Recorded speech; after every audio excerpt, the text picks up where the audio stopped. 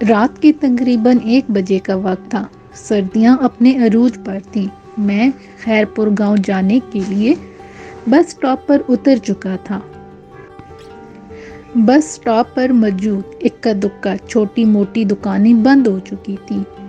کسی بشر کا شبہ تک نہیں ہوتا تھا۔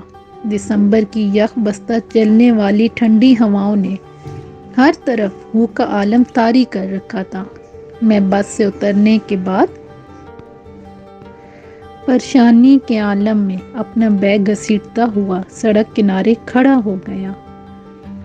قادر پور جانے کے لیے مجھے اس سے آگے کا راستہ معلوم نہیں تھا۔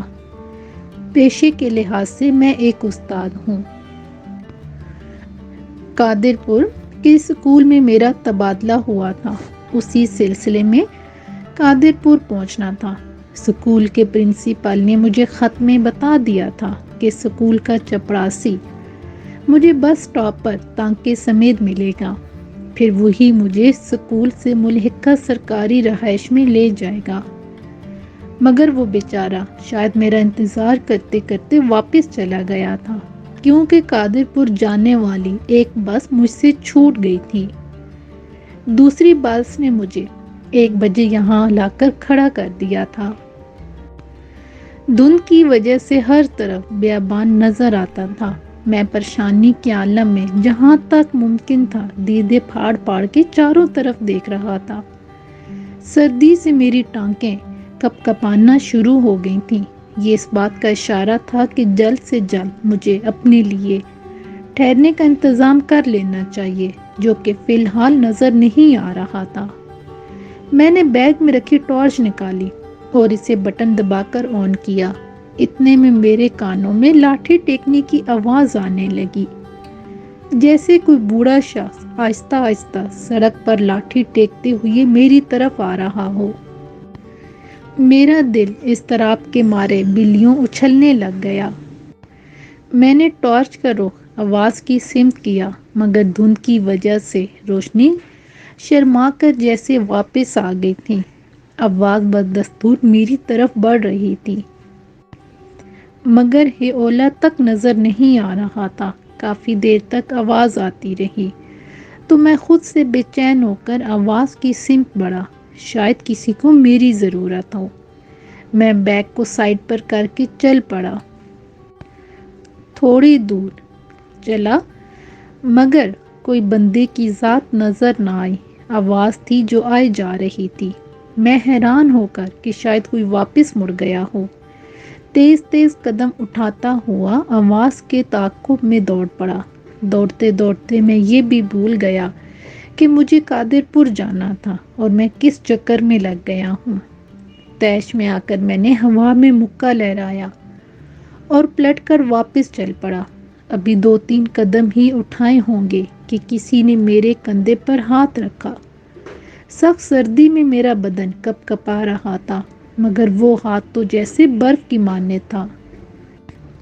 پہلی بار خوف کے مارے میرے پورے بدن میں سنسنی پھیل گئی اور میں نے ڈرتے ہوئے اپنی گردن پیچھے موڑی۔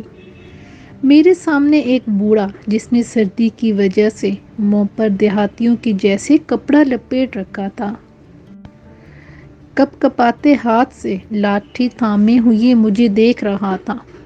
بوڑھے کو یوں سردی میں تھرتھراتا دیکھ کر میرا سارا غصہ کافور ہو گیا اور میں نے حیرت سے پوچھا، بابا جی آپ کہاں تھے؟ آپ کی لاٹھی کی آواز سن کر میں نے آپ کو بہت ڈھونڈا، مگر آپ نظر نہیں آئے۔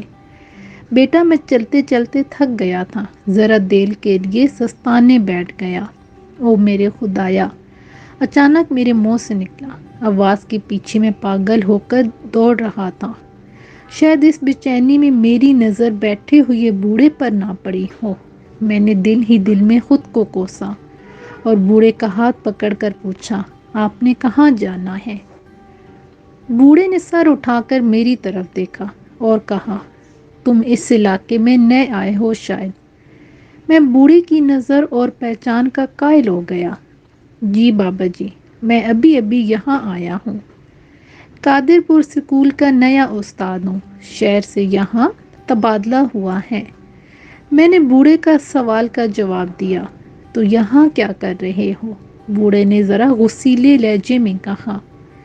ابھی بس سے اترا ہوں، قادر پور کا راستہ معلوم نہیں، انتظار میں کھڑا تھا، کوئی آئے تو راستہ معلوم کرو۔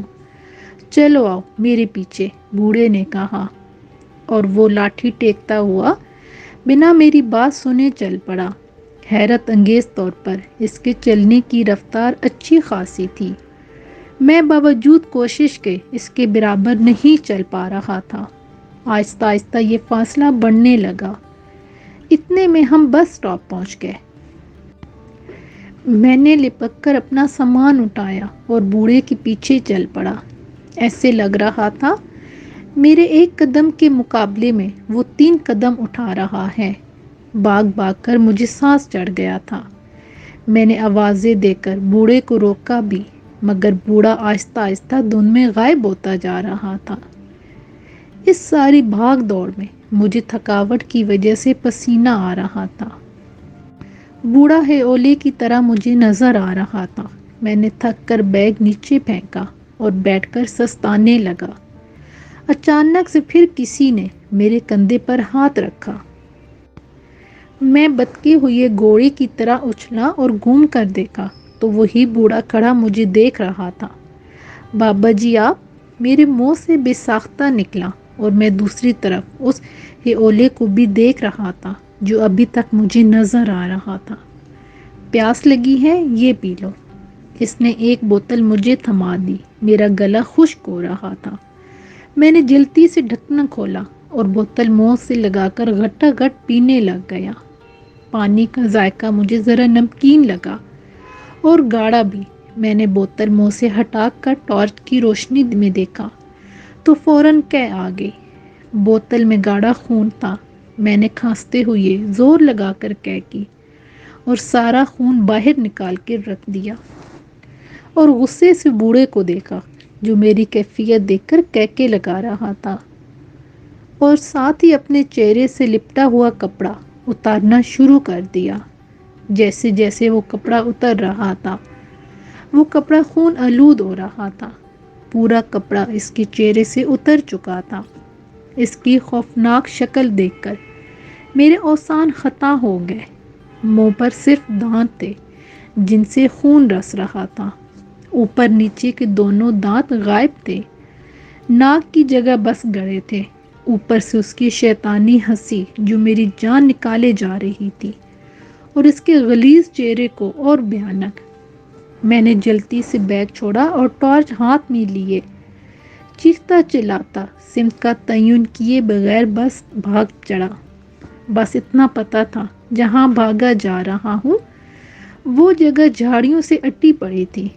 کانٹے دار جھاڑیاں میری ٹانگوں کو لگ لگ کر زخمی کر رہی تھی۔ پتہ نہیں کتنا بھاگا۔ جب ٹانگوں میں بھاگنے کی سکت ختم ہو گئی تو کسی چیز نے ٹھوکر کھا کر گر پڑا اور کسی گڑھے نما چیز میں جا گرا، اور سانس روک کر بے سدھ ہو گیا، جیسے بلی کو دیکھ کر کبوتر ہو جاتا ہے۔ جب سے بھاگا تھا تب سے وہ شیطانی بلا نظر نہیں آئی تھی۔ میں گڑھے میں دبکا پڑا تھا کہ اتنے میں ایک بار پھر وہی لاٹھی کی ٹک ٹک سنائی دینے لگی، جو ایک بار پھر میری طرف بڑھ رہی تھی۔ سر سے پاؤں تک جسم کے بال مارے خوف کے کھڑے ہو گئے تھے۔ جی کرتا تھا زور زور سے چلاؤں، ساری دنیا کو اپنی مدد کے لیے بلا لوں۔ جو میرے ساتھ بیت رہا تھا ایسا تو کہانیوں میں ہوتا ہے، مگر زندگی بھی تو کبھی کبھی کسی کہانی کا روپ دھار لیتی ہے، اور پھر یہ کہانی اپنی مرضی کا اختتام کرتی ہے۔ میں نے ہاتھ میں پکڑے ٹارچ لائٹ آن کر کے گڑھے میں روشنی کی تو نیا دھچکا لگا۔ جہاں میں گرا پڑا تھا وہ گڑھا نہیں، ایک ٹوٹی ہوئی قبر تھی۔ مطلب میں بھاگتے بھاگتے کسی قبرستان میں آ گیا تھا۔ قبرستان کا سوچ کر خوف کی ایک اور لہر پورے جسم میں پھیل گئی۔ لاٹھی کی ٹک ٹک کی آواز ابھی بھی آ رہی تھی کہ یکا یک ایک ہاتھ نے میری گردن پکڑی۔ ہاتھ کا لمس محسوس کر کے سمجھ گیا یہ وہی شیطانی بلا ہے۔ خوف کے مارے میری چیخ بھی نہ نکل سکی۔ ہاتھ میں بلا کی طاقت تھی۔ اس نے مجھے تنکی کی طرح گڑے سے نکال کر زمین پر پھینک دیا۔ میں نے روتے ہوئے کہا، مجھے مت مارو، میں نے تمہارا کیا بگاڑا ہے؟ اس نے ایک لمبا کہکا لگایا اور بولا، مجھے پیاس لگی ہے، تیرا خون پینا ہے، مجھے بھوک لگی ہے، تیرا گوشت کھانا ہے۔ رات کے اس پیر جب دنیا سو جاتی ہے تو شیطان اپنے شکار پر نکل آتے ہیں۔ آج میرا شکار تو ہے، تجھے میرے ہاتھوں سے بچانے والا کوئی نہیں۔ یہ کہہ کر اس نے اپنا ہاتھ میری طرف بڑھایا۔ وہ مجھ سے کافی دور کھڑا تھا، مگر اس کا ہاتھ لمبا ہوتا ہوتا میری گردن پر پہنچ چکا تھا۔ اس کے سخت کھدرے ناخن میری گردن میں چبھ رہے تھے۔ میں نے اس کا ہاتھ پکڑا اور جھٹکا دے کر اپنی گردن آزاد کروائی اور ایک بار پھر کانپتی ٹانگوں سے بھاگنا شروع کر دیا۔ دہشت اور خوف کے مارے قبروں سے ٹکرا ٹکرا کر بار بار گر رہا تھا۔ بھاگتے بھاگتے میری نظر قبرستان میں آگے درختوں پر پڑی۔ وہاں چھوٹے چھوٹے بچے پرندوں کی مانند ٹہنیوں پر بیٹھے مجھے گھور رہے تھے۔ ان کی الو جیسی بڑی بڑی آنکھوں میں بلا کا طلاسم تھا جو میری طاقت کو شل کر رہا تھا۔ اسی اثنا میں میرا وجود کسی سے ٹکرا گیا۔ پورا قبرستان میرے منہ سے نکلنے والی چیخوں سے گونج اٹھا۔ میں گر کر اٹھ کھڑا ہوا۔ سامنے جو دیکھا تو ایک باریش سفید کپڑوں میں ملبوس نورانی چہرے والے ایک بزرگ کھڑے تھے۔ میں جلدی سے بھاگ کے ان کی طرف بڑھا اور چیخنے لگا، مجھے بچا لو، مجھے بچا لو، وہ شیطانی بلا میرے پیچھے پڑی ہے۔ اس بزرگ نے ہاتھ کی انگلی اپنے ہونٹوں پر رکھتے ہوئے مجھے خاموش رہنے کا اشارہ کیا۔ اتنے میں میرے پیچھے وہی شیطانی بلا لاٹھی سے ٹک ٹک کرتی آ رہی تھی۔ بزرگ نے مجھے کہا، بولو، زور سے بولو۔ حق ہو، اللہ ہو، ہر درد کی دوا اللہ ہو، مشکل کشا اللہ ہو۔ جیسے اس کے منہ سے ہو کی آواز نکلی، درختوں پر بیٹھے بچوں نما پرندے پھڑ پھڑا کر اڑنے لگے۔ پورے قبرستان کی فضا ان سے بھر گئی۔ وہ بوڑھا جو میرے قریب آ چکا تھا، بزرگ نے چیختے ہوئے مجھے کہا، بولو۔ بوڑھے کے ہاتھ سے لاٹھی گر گئی اور وہ سر تھامتے ہوئے زمین پر گر گیا، پھر ایک گدھ کی شکل اختیار کر کے اڑ گیا۔ میرے باختہ حواس ورد کرتے کرتے کنٹرول میں آ رہے تھے۔ دل کی بے چین دھڑکنیں پرسکون ہونے لگی تھیں۔ میں اس بزرگ کو دیکھے جا رہا تھا جس کا چہرہ چاند کی طرح چمک رہا تھا۔ میں نے آگے بڑھ کر اس کا ہاتھ چومنا چاہے، مگر وہ تو ہوا کی مانند کھڑا مسکرا رہا تھا۔ پھر وہ مجھ سے مخاطب ہوا، بیٹے، انسان کے اندر خوف اور ڈر پیدا کر کے اس پر قبضہ کرنا شیطانی طاقتوں کا سب سے بڑا ہتھیار ہوتا ہے۔ اپنے دل کو ہر وقت اللہ کے ذکر سے پرسکون رکھو۔ پھر ہوا کے جھونکے کی طرح وہ بزرگ بھی ہوا میں تحلیل ہو گیا۔ میں انہیں جاتا دیکھ ہی رہا تھا کہ میرے کانوں میں فجر کی اذان کی آواز تھوڑے فاصلے سے آ رہی تھی۔ میں آواز کی سمت چل پڑا۔ تھوڑی دیر میں ایک گاؤں میں داخل ہو گیا جس کے بورڈ پر قادر پور لکھا ہوا تھا۔ مسجد کے امام صاحب سے سکول کے چپڑاسی کا پتہ معلوم کر کے اسے اپنے لیے الاٹ کیا ہوا گھر کھلوایا۔ میری حالت دیکھ کر وہ پریشان ہو گیا۔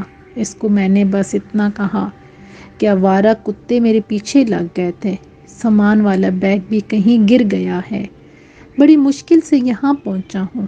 اس نے مجھے اپنے گھر سے دھوتی اور قمیض لا کر دی۔ نہا دھو کر میں نے گاؤں کی مسجد میں نماز پڑھی۔ صبح ناشتہ گاؤں کے چودھری کے پاس کیا۔ وہی چپڑاسی میرا بیگ بھی تلاش کر کے آ گیا۔ وہاں سے سیدھا میں سکول گیا جہاں میرے کلاس کے بچے اپنے نئے استاد سے ملنے کو بےتاب بیٹھے تھے۔ اتنے میں کلاس کے مانیٹر نے کہا کہ سر، آج سبق کہاں سے شروع کریں گے؟ تو میں نے کہا، سبق وہیں سے شروع کریں گے جو آج مجھے ملا ہے۔ حق ہو اللہ ہو، ہر درد کی دوا اللہ ہو، مشکل کشا اللہ ہو۔ تھوڑی دیر کے بعد کلاس کے سب بچے دیوانہ وار یہ ورد دہرا رہے تھے۔